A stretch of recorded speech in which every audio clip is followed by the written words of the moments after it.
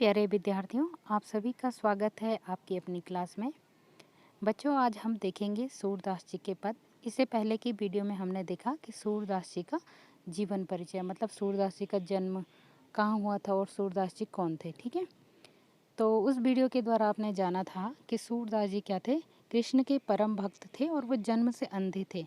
और अपने जो अंतरात्मा की आँखें होती हैं उनके द्वारा वो क्या करते थे, कृष्ण की जैसे मूर्ति वो देखते थे उसी को ध्यान में रख के क्या करते थे, उनके पद गाते थे। ठीक है, अब जो ये पद हम गाने वाले हैं, पढ़ने वाले हैं, उसमें क्या करेंगे, उससे पहले थोड़ा जानेंगे। जो श्री कृष्ण थे, आपको पता है, वो ब्रज में रहते थे और वो ब्रज के लोगों को क्या करते थे, ब्रज के लोगों को उन्होंने क्या किया था, मतलब अपनी लीला के द्वारा उनको अपने मोह के बंधन में बांध लिया था। ठीक है, और जब श्री कृष्ण क्या करते हैं, चले जाते हैं मथुरा और वहाँ पे वो राजा बन जाते हैं, तो काफ़ी समय बाद उनको याद आती है कि जो ब्रज के लोग हैं वो तो मेरे प्रति क्या थे, बहुत ज़्यादा आसक्त थे, और वो लोग क्या सोच रहे होंगे मेरे विषय में, या मुझे भूल पाए होंगे या नहीं भूल पाए होंगे। ठीक है, और इस कारण वो क्या करते हैं, एक उद्धव को, मतलब अपने एक मित्र जिसका नाम क्या था, उद्धव था, उसके पास संदेश भेजते हैं। ठीक है, और वो कहते हैं कि तुम ब्रज चले जाओ और ये संदेश क्या करना, वहाँ की जो गोपियाँ हैं उनको देना। ठीक है, तो इस प्रकार से प्रथम जो पद है वो इस प्रकार है। ऊधो तुम हो अति बड़ भागी, अपरस रहत स्नेह तंगाते, नाहिन मन अनुरागी। पुरइन पात रहत जल भीतर, तारस देह न दागी। जो जल माह तेल की गागरी, बूंद न ताको लागी। प्रीति नदी में पाँव न बोरियो, दृष्टि न रूप परागी।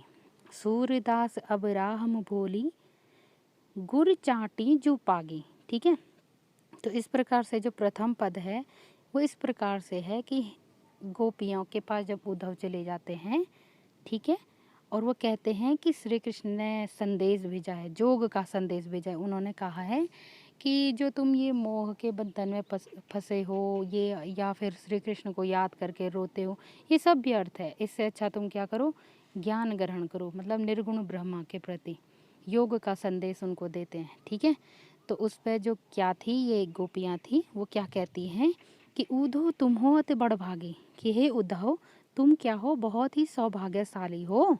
बड़भागी का अर्थ क्या होता है, सौभाग्यशाली। हे उद्धव तुम तो क्या हो, बहुत ही सौभाग्यशाली हो।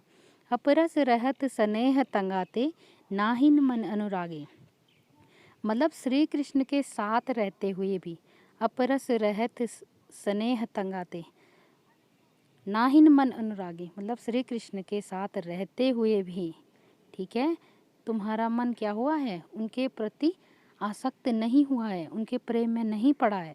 ठीक है, पुरीन पात रहत जल भीतर, तारस देह न दागी। पुरीन का मतलब होता है कमल के जो पत्ते होते हैं। ठीक है, कमल के पत्ते होते हैं, रहत जल भीतर, कि तुम्हारा जो हृदय है वो किसकी तरह है, कि कमल के पत्तों की तरह है। जिस प्रकार कमल के जो पत्ते होते हैं वो पानी में रहते हैं, तारस देह न दागी, और उन पे क्या नहीं होता है, बिल्कुल भी पानी की बूंद नहीं टपकती है, मतलब पानी से वो क्या रहते हैं, अछूते रहते हैं। ठीक है, तो तुम्हारा जो मन है वो किसकी तरह है उद्धव, कमल के पत्तों की तरह। ठीक है, जू जल माह तेल की गागरी, जिस प्रकार से अगर हम क्या करते हैं, गगरी पे तेल लगा देते हैं, गागर का मतलब जो बर्तन होता है एक, उस पर हम अगर तेल लगा दें और उसको पानी में डुबाएं या पानी के छींटे उस पर मारें, तो वो बिल्कुल भी उस पर टिकते नहीं हैं। ठीक है, तो तुम्हारा हृदय भी बिल्कुल इसी प्रकार है, बूंद न ताको लागे, जैसे जैसे तेल लगाएंगे गगरी पे, जो बर्तन होता है उस पर, और उसके बाद अगर उसमें पानी में डुबाएंगे तो उन पे क्या नहीं होती है, बिल्कुल पानी की बूंद भी नहीं अटकती है। इसी प्रकार से तुम्हारे हृदय में श्री कृष्ण के प्रति एक बूंद भी क्या नहीं है, प्रेम नहीं है। ठीक है, प्रीति नदी में पाँव न बोरियो, दृष्टि न रूप परागी, तुमने क्या किया है कि प्रेम रूपी जो नदी है उसमें क्या नहीं है, अपने पैर को नहीं डुबोया है, दृष्टि न रूप परागी, और ना ही तुम्हारे मन में क्या हुआ है, श्री कृष्ण के प्रति प्रेम जागा है। ठीक है, सूरदास अबला हम भोरी, कि सूरदास जी कहते हैं कि सूरदास जी मतलब गोपियों के द्वारा कहलाना चाह रहे हैं कि हम क्या हैं, अबला और भोरी हैं। अबला का मतलब क्या होता है, कमज़ोर, निसहाय, निशक्त, ठीक है, शक्तिहीन, कि हे हम क्या हैं उद्धव, हम तो क्या हैं, शक्तिहीन हैं, ठीक है, हम अबला हैं और क्या हैं, भोली भोली भाली हैं, मतलब, ठीक है। गुड़ चाटी जो पागे, जिस प्रकार से क्या होता है, गुड़ का अर्थ होता है कि गुड़, चाटी चीटी, जो पागे, जिस प्रकार से जो चीटी होती है वो गुड़ पे क्या करती है, गुड़ के प्रति आसक्त रहती है, ठीक है। इसी प्रकार से हम भी क्या रहते हैं, श्री कृष्ण के प्रेम में आसक्त हैं, ठीक है। भाई चीटी क्या करेगी, गुड़ से अलग नहीं होगी, ठीक है, वो गुड़ पे चिपक के ही प्राण त्याग देगी, लेकिन वो गुड़ को नहीं छोड़ सकती है। इसी प्रकार से हम भी हैं, ठीक है। तो प्रथम पद को आप समझे। अब हम देखेंगे अगला पद, ठीक है। अगला पद क्या है, मन की मन ही मांझ रही, कहिए जाए कौन पे ऊधो, ना ही परत कही, अवधि असार आस आवन की, तन मन बिथा सही, अब इन जोग संदेशनी, सुनि सुनि बिरहनि विराह दही, चाहती हुति गाहर जितहते, उरते धार बही, सूरदास अब धीर धरे क्यों, मर्यादा न लाही, ठीक है। अब अगले उसमें क्या कह रही हैं गोपियाँ, इस प्रकार से कह रही हैं कि हे उद्धव, ठीक है, मन की मन ही मांझ रही, कि हे उद्धव, जो हमारे हृदय की जो क्या है बात है, हमारे मन की जो बात है वो मन ही में रह गई है। वे कृष्ण से बहुत कुछ कहना चाहती थी, परंतु अब वो नहीं कह पाएंगी, ठीक है। वे उद्धव को अपने संदेश देने की उचित पात्र नहीं समझती हैं। वो क्या कहती हैं कि उद्धव क्या नहीं है, उद्धव तो हमें जो संदेश सुनाता है, इसीलिए हम श्री कृष्ण के लिए जो संदेश देना चाहते हैं वो नहीं दे सकते हैं, ठीक है। वो कहती हैं कि उन्हें सिर्फ कृष्ण से कहनी है जो बात है, ठीक है, किसी और से कहकर संदेश नहीं भेज सकती। वे कहती हैं कि इतने समय से कृष्ण क्या नहीं हुए, स्वयं तो लौटे नहीं हैं, ठीक है, और हमने क्या किया था, मन में आस, देखो मन की मन ही मांझ रही, मतलब हमारे मन की जो बातें थी वो मन ही में रह गई है, ठीक है। कहिए जाए कौन पे ऊधो, ना ही परत गई, हम उनसे बहुत कुछ कहना चाहते थे, हम चाहते थे कि श्री कृष्ण आए, हम उनसे इतनी सारी बातें कहें, लेकिन अब नहीं कह सकते हैं, ठीक है। अवधि आसार आसार आस आवन की, तन मन बिथा सही, हमने क्या की, अवधि बहुत समय तक क्या किया, श्री कृष्ण का इंतजार किया, उनका रास्ता देखा, ठीक है, और जितनी भी हमारे व्यथा थे, दुख दर्द, तन मन बिथा सही, जितना भी हमारा दुख दर्द था वो हमने सहन किया है, ठीक है। अभी ने जोग संदेश न, सुनि सुनि बिरहनि बिरह दई, और तुम्हारे जो ये क्या हैं, जो ये ज्ञान के जो संदेश हैं, ठीक है, परंतु श्री कृष्ण ने हमारे लिए जो ये योग का संदेश भेजा है, उससे हमारा मन क्या हो गया, दुखी हो गया, और हम विरह की आग में और भी ज़्यादा जलने लगे, ठीक है। ऐसे समय में तो क्या होता है, अपने रक्षक को पुकारा जाता है, परंतु हमारे जो रक्षक हैं, मतलब श्री कृष्ण जो हमारे रक्षक हैं, आज वही हमारे दुख का कारण है, ठीक है। हमारे दुख का कारण कौन है, श्री कृष्ण है, ठीक है। हे उद्धव, अब हम धीरज क्यों धरें, कैसे धरें, जब हमारी आशा का तिनका ही डूब गया है। प्रेम की मर्यादा की, प्रेम के बदले प्रेम दिया जाता है। प्रेम में क्या होती है, एक मर्यादा होती है कि भाई अगर हम किसी से प्रेम करते हैं तो वापस हमें क्या मिलता है, प्रेम मिलता है। लेकिन जो श्री कृष्ण है, उन्होंने प्रेम में क्या किया है भाई, छल किया है, ठीक है, उन्होंने अपनी मर्यादा का उल्लंघन किया है, ठीक है। तो इस प्रकार से ये दूसरा पद था जिसमें आपने देखा कि गोपियाँ किस प्रकार से उद्धव पे व्यंग्य कर रही, ठीक है। तीसरा पद इस प्रकार से है, हमारे हरिहारिल की लकड़ी, मन क्रम वचन नंद नंदन उर, यह दृढ़ करी पकड़ी, जागत सोवत स्वप्न दिवस, निस कान्हा काना जकरी, सुनत जोग लागत हो ऐसे, जूं करवी ककरी, सूतो व्याधि हमको ले आए, देखी सुनी न करी।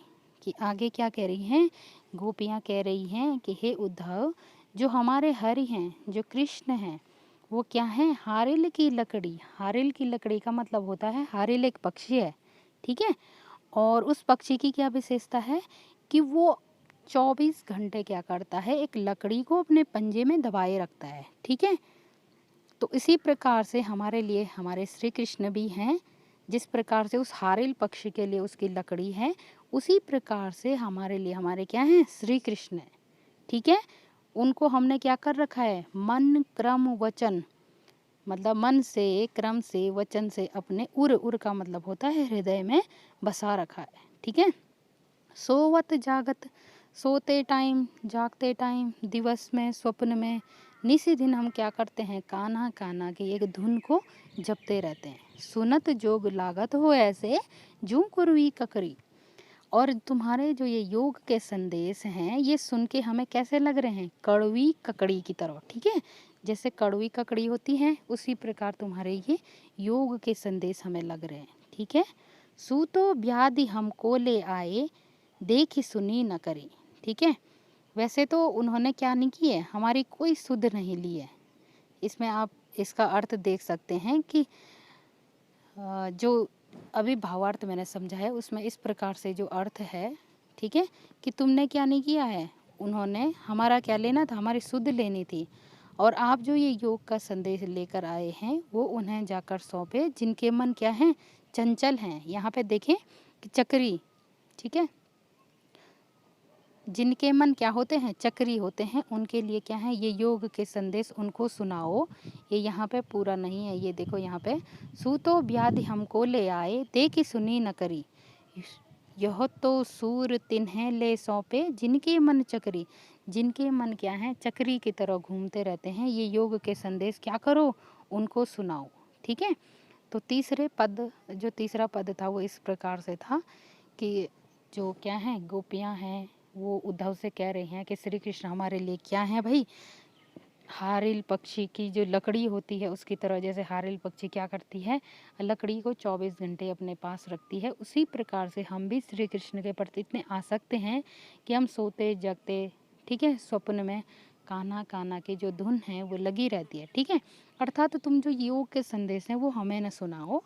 ठीक है, ये योग के संदेश उन लोगों को दो जिनके मन क्या हैं, चक्री की तरह हैं, मतलब चक्री की तरह, जिनके मन कभी चंचल हैं।